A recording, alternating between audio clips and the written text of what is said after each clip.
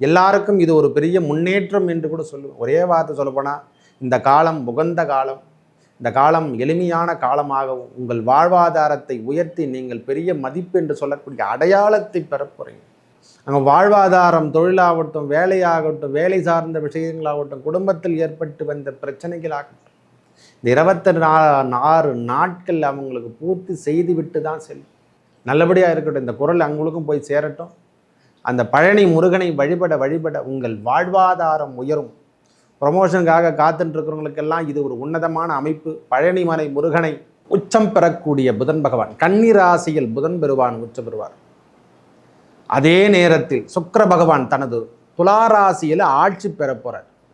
என்னைக்குன்னா 19/9/2024 முதல் 14/10/2024 வரைக்கும். இதில் எவ்வாறு ஒவ்வொரு ராசிக்கும் பலாபலனை வழங்க போகிறார் பார்ப்போம் பாருங்கள். உங்கள் வாழ்க்கையில் ஏற்படக்கூடிய மாற்றங்கள் பல மாற்றங்கள் கொஞ்சம் நெஞ்சம் கிடையாது. ஒரு உயர்ந்த நிலைமைக்கு நீங்கள் போவதை கண்கூடாக பார்க்கலாம் சுவாமி. ஒரு உயர்வான நிலைமைக்கு தனுசு ராசிக்காரங்க இருக்க போகிறாங்க, எனக்கு வேலையே இல்லைன்னு சொல்கிறவங்களுக்கு கூட இனிமேல் வேலை கிடைக்கும். இல்லைன்னா சொந்தமாக பிஸ்னஸ் செய்ய போகிறாங்க.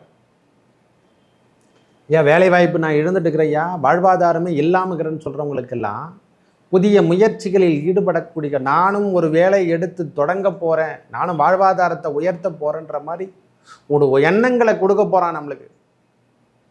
எப்பொழுது இதை வருது? இந்த காலம் உகந்த காலமாக வருது. புதன் பகவான் ஆட்சி பெற்று உச்சம் பெறக்கூடிய காலம். ஒரு மனுஷனுக்கு தன்னம்பிக்கையும் தைரியம் வருதுறான்னா எப்போ வரும்? கிரகங்கள் கொடுக்கின்ற பாக்கியத்தில் தான் நாம் பெற முடியும். நவ கிரகங்கள் வேறல்ல, இறைவன் வேறல்ல. அவங்க கொடுக்கக்கூடிய பலாபலங்கள் எவ்வாறு? நம்ம வேலை செஞ்சால் சம்பாதிச்சு போகிறோம். 11ஆம் இடத்தில் சுக்கிர பகவான் ஆட்சி பெறுவது. இது வரைக்கும் நீச்சகத்தில் இருந்தார். இதுக்கு முன்னெல்லாம் வாழ்வாதாரம் சரியில்லை, வேலை அமைப்பில் சரியில்லை, தொழில் சரியில்லை. இனிமேல் தொட்டது துலங்குமா? கண்டிப்பாக துலங்கும். 10ஆம் இடம் என்று சொன்னாலே உங்கள் உடல் உபாதைகள்லாம் தீர்ந்துடும். அங்கே கர்ம, ஜீவன கர்மா உயர்ந்து விட்டாலே எல்லாமே உயர்ந்துடும். அந்த இடத்துல கிரகம் எங்கே பார்க்குது? நேராக 4ஆம் இடத்தை பார்க்கும். சுகம், வீடு சார்ந்த விஷயத்தில் இருந்து வந்த பிரச்சனை, மாத்ருஸ்தானத்தில் இருந்து வந்த தாயாரால் இருந்து வந்த பிரச்சனை, தாய் வீட்டால் பிரச்சனை, இந்த பிரச்சனையெல்லாம் நம்ம மாறிடும். பிரிவினைகள் இனிமேல் நம்மளை தொடவே தொடாது. அவங்க உடல்நிலையில் இருந்து வந்த பிரச்சனையெல்லாம் விலக போகுது. நம்ம வேலை சார்ந்த விஷயமாகட்டும், தொழிலாகட்டும், எதுவாக இருப்பினும் ஐயா, முக்கியமாக இந்த நர்ஸு டாக்டர்லாம் சொல்கிறோம் இல்லை, அடுத்தவருக்கு பணி செய்யக்கூடியவர்கள், அதாவது நோயாளியோ நோய் சார்ந்த விஷயங்களையோ கூடுதலாக அமைப்பு பெற்று வாழ்ந்து கொண்டிருப்பவங்க யாரான்னா இந்த தனுசு ராசிக்காரங்க முக்கால்வாசி பேர் பார்த்தோன்னா இந்த தொழில் தான் இருப்பாங்க. ஏன்னா 8ஆம் அதிபதி சந்திரன் என்பதால் அவங்களுக்கான அமைப்பே அதை தான் கொடுத்துருப்பாங்க இறைவன். மற்றவருக்கு சேவை செய்யக்கூடிய மனப்பான்மை பெற்றவர் யாரானா தனுசு ராசிக்கார். உள்ளம் உயர்ந்து செய்வாங்க அந்த வேலையை. ரொம்ப பிடிக்கும் அவங்களுக்கு. நோய், அந்த நோய் எதுவாக இருந்தாலும் தீர்த்துருவாங்க. அவங்க கை ராசி டாக்டர் கூட சொல்லுவாங்க. அந்த மாதிரி பார்த்தாங்கன்னா அவர் டாக்டர் ஆணாகட்டும் பெண்ணாகட்டும், அவர் தொட்டார்னா நோய் தன்னால் விலகுமா, அவ்வளோ சிறப்பு. மறைந்திருந்து அவங்களுடைய வேலையெல்லாம் சிறுபார். இனிமேல் தொழுவதெல்லாம் அவங்க தொட்டதெல்லாம் வெற்றி கிடைக்க போதுங்க ஐயா. அங்கே வாழ்வாதாரம், தொழிலாகட்டும், வேலையாகட்டும், வேலை சார்ந்த விஷயங்களாகட்டும், குடும்பத்தில் ஏற்பட்டு வந்த பிரச்சனைகளாகட்டும், இந்த 26 நாட்கள் அவங்களுக்கு பூர்த்தி செய்து விட்டு தான் செல்லும். ஐயா, வேலையில் ப்ரொமோஷன் கண்டிப்பாக காத்துட்ருக்கும். உங்களுக்கான ப்ரொமோஷன் வேலை சார்ந்த விஷயத்தில் இது வரைக்கும் எனக்கு எடுக்கலைங்கன்னு நினைக்கிறவங்களுக்கு கூட, அரசாங்க பணிக்காக எதிர்பார்த்து கொண்டிருக்கிறவங்களுக்கு ஆகட்டும், எல்லாருக்கும் இது ஒரு பெரிய முன்னேற்றம் என்று கூட சொல்லுவேன். ஒரே வார்த்தை சொல்லப்போனால் இந்த காலம் உகந்த காலம், இந்த காலம் எளிமையான காலமாகவும் உங்கள் வாழ்வாதாரத்தை உயர்த்தி நீங்கள் பெரிய மதிப்பு என்று சொல்லக்கூடிய அடையாளத்தை பெற போகிறீங்க. ஒரு மனுஷனுக்கு அடையாளம் வேணுங்க. எனக்கு ஜோசிகாரன்னு சொல்கிற மாதிரி நம்மளுக்கான அடையாளம் இப்போ நீங்கள் காமிக்க போகிறீங்க. எதையே சொல்கிறோம் நாங்கள், எதை சொல்கிறோம் நாம் நம்ம கேட்டுக்கிறோன்னா அந்த ஜோசிகார் சொல்கிறதுக்கான புலமை அல்லவா வேணும் அல்லவா?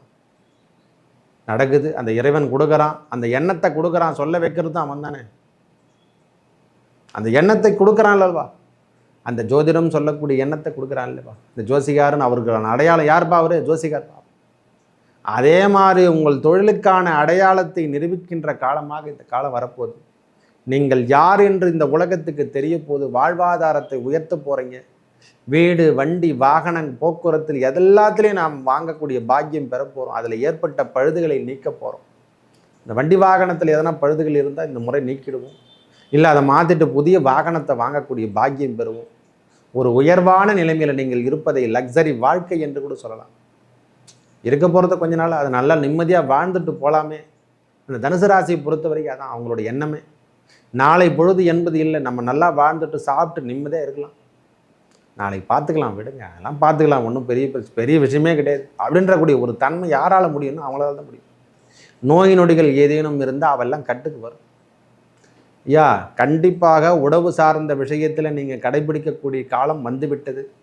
உடல் உபாதைகள் எதனா இருந்தால் அதெல்லாம் விடுபடுவதை மருத்துவம் சார்ந்த விஷயத்தில் அந்த உடல் உபாதையெல்லாம் தீர்க்க தான் போகிறீங்க. எண்ணங்கள் சரியாக போகுது. நம்மளுக்கு இப்போ அறம் சார்ந்த விஷயத்தில் ஈடுபட போகிறோம். சன்னதி என்று சொல்லக்கூடிய முருகப்பெருமான ஆலயத்தை நாம் தொழுகதான் போகிறோம். பழனிமலை முருகனை துரிசித்து வர தனுசு ராசிக்காருக்கு உகந்த இடம் அந்த பழனி முருகன் தான். கேட்ட இடம் இல்லாமல் அவனுக்கு தொட்டம் இல்லாமல், ஏன்னா காலபுருஷ தத்துவத்தில் அவர் 9ஆம் அதிபதி. அந்த ராசிக்கான இடம் 9 என்று சொன்னாலே அந்த முருகப்பெருமானை தான் குறிக்கும். அந்த இடத்துக்கான மதிப்பு, அந்த இடத்துக்கான இடம் எல்லாமே முருகப்பெருமானே குறிக்குது. பாக்கியம் ஒருத்தருக்கு கிடைக்கணும்னா அந்த பழனிமலை முருகனை தான் பார்க்கணும். இப்போ கூட முத்தமிழ் மன்றத்தை எங்கே மாநாடு எங்கே நடத்தியிருக்காங்க பார்த்தீங்களா? இறைவன் எங்கெங்கே எல்லா கட்சியில் அவங்க அறம் சார்ந்த விஷயத்தை பற்றி பேசலனாலும் அவங்க எங்கே நடத்துகிறாங்க? முருகனுடைய மாநாட்டை அங்கே தான் நடத்துனாங்க. ஆட்சி அப்படின்னா இருக்கட்டையா, நாம் செய்ய வேண்டியது வணங்க வேண்டிய தெய்வம் எதுவோ அதை தான் சொல்லணும். தமிழகத்துக்கே தமிழனுக்கே உகந்த கடவுளே முருகப்பெருமான் தான். முருகனே தெய்வம், முருகனே தெய்வம், அவ்வளோதான். வள்ளலா வாரியார் பெருமான் அவர் எடுத்தார்னா முதல் வார்த்தை அவன் ஒன்று ஆனவன். அந்த வார்த்தை, அந்த கணீர் குரல் யாருக்குமே வராது. அந்த குருநாதர், எங்கள் குருநாதர் அவர் தான். அவருக்கு ஈடு இணை என்பது அந்த இறைவன் பக்தி என்று சொல்கிற மாதிரி அந்த இணை என்ற பக்தியே அவருக்கு வேற யாரும் கிடையாது. முருக பக்தி அவருக்கு இணையாக யாருமே இல்லை என்றே சொல்லும். நாம் பார்த்ததில் முருகா முருகா முருகா எந்நேரமும் முருகன் தான். கீழே விழுந்துட்டாலும் முருகன் தான், மேலே எழுந்தாலும் முருகன் தான். எல்லாம் அவன் செயல் என்று. அவனுக்கு இணை, அவருக்கு இணை இந்த உலகத்தில் யாருக்குமே கிடையாது. அந்த பன்னிரு விழியோனுக்கு இணையாக முருகப்பெருமானுக்கு இணையோனா யார் தெய்வம் என்றே சொல்ல முடியாது. அந்த முருகப்பெருமான தனுசு ராசிகாரங்க பழனிமலை வருஷத்துக்கு ஒரு முறையோ, ஆண்டுக்கு ஒரு முறையோ, 6 மாதத்துக்கு ஒரு முறையோ வணங்கி வர இந்த காலம் உகந்த காலமாக. உங்களுக்கு ப்ரமோஷன் கிடைக்கலன்னு நினைக்கிறவங்களுக்கெல்லாம் ஐயா நோய் நொடி விலகணுமா, அதுக்காக தான் ரெடி பண்ணார். போகர் ரெடி பண்ணதே அதுக்காக தான். நோய் நொடிகள் விலகணும் என்று சொல்லக்கூடிய அமைப்புக்கு தான் அந்த நவபாஷாணத்தில் செய்யப்பட்டது தான் அந்த முருகப்பெருமான். ஐயா நோயற்ற வாழ்வு தான் குறைவற்ற செல்வம். அது இல்லைன்னா அவன் எதனா உழைச்சி எதனா சம்பாரித்து பெரிய நிலைக்கு வந்துடுவான். நம்மளுக்கு பணத்தையும் கொடுத்துட்டு நோய் நொடியும் கொடுத்துட்டா எல்லாமே டவுன் ஸ்டேஜ் ஆகிடும். அதெல்லாம் இப்போ காலத்தை மாற்ற போகிறோம். அதனால தான் பரிகாரத்தை சேர்த்து சொல்லிட்டுறேன். ஒன்று கிடைக்கலனா கூட பரவாயில்ல, எனக்கு நல்லபடியாக இருக்கட்டும், இந்த குரல் அவங்களுக்கும் போய் சேரட்டும். அந்த பழனி முருகனை வழிபட உங்கள் வாழ்வாதாரம் உயரும். ப்ரமோஷனுக்காக காத்துட்டுருக்கிறவங்களுக்கெல்லாம் இது ஒரு உன்னதமான அமைப்பு. பழனிமலை முருகனை, இந்த ஆவினன்குடி முருகனை தரிசித்துட்டு வாங்க. மேலே போக முடியல, வளர்க்க முடியலனா கூட வயதானவங்க அந்த முருகனை தரிசித்துட்டு வாங்க. உங்கள் வாழ்வில் ஏற்பட்ட துன்பங்கள், நோய் நொடி எதுவாக இருப்பினும் விலகுவதை நீங்கள் கண்கூடாக பார்க்கலாம். எவ்வளோ திருமணம் தெரியுமா அந்த பழனி முருகன் ஆவினன்குடி திருமணம்? ஒரு செகண்ட் கிடையாது, ஓமம் கிடையாது, எதுவும் கிடையாது. அப்படியே அவர் சன்னதியில் நின்று காது குத்தலாகட்டும், திருமணம் ஆகட்டும், அது மாதிரி நடத்திட்டு போயினே இருக்கார். ஆவினன்குடி அவருக்கு இணை என்பதே கிடையாது. குடியே அவர் தான்.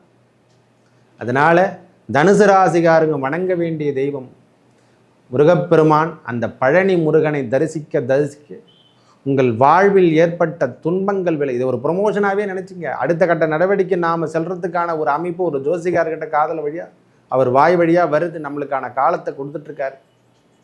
அந்த முருகப்பெருமான் அங்கே போய் தரிசித்துட்டு வாங்கன்னு சொல்கிறாங்க. தரிசிக்கும் போது நம்மளுக்கு ஏற்படக்கூடிய மாற்றங்கள் எல்லாமே தெள்ள தெளிவாக காட்டப்போகுது. நம்ம வாழ்வாதாரம் உயர்ந்து காணப்படுது. நம்ம நோய் நொடிகள் விலகப் போகுது. இதுவரை இருந்து வந்த கடன் பிரச்சனை, நோய் பிரச்சனை எல்லாமே தீர்ந்துடும். அவன் திருமேனியை பார்த்தாவே போதும், காணக்கூடிய காட்சிகள் அனைத்தும் போயிடுது. இறைவன் தாங்க ஒருவர், அவர் தான் எல்லாத்துக்குமே.